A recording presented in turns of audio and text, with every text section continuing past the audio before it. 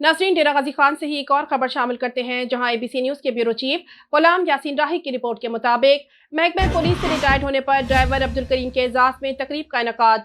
DPO Saeed Ali ने फूलों का गुलदस्ता देते हुए शाही प्रोटोकॉल के साथ अलविदा किया। तफसीलात के मुताबिक महकमा पुलिस से रिटायर्ड होने पर ड्राइवर अब्दुल करीम के एजाज में तकरीब का इनेकाद किया गया।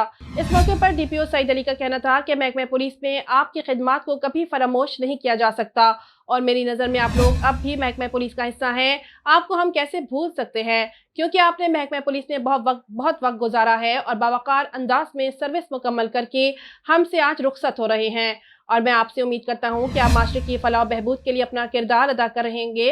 इस मौके पर ड्राइवर अब्दुल करीम ने बताया कि फ़र्ज़ की अदायगी में जो वक्त गुजारा है वो मेरे लिए कीमती असासा है जो हमेशा याद रहेगा। तकरीब के आखिर में रिटायर्ड होने वाले ड्राइवर अब्दुल करीम की तवाज़ा भी की गई और फूलों का गुलदस्ता देते हुए शाही प्रोटोकॉल के साथ खूबसूरत यादों से रवाना किया गया।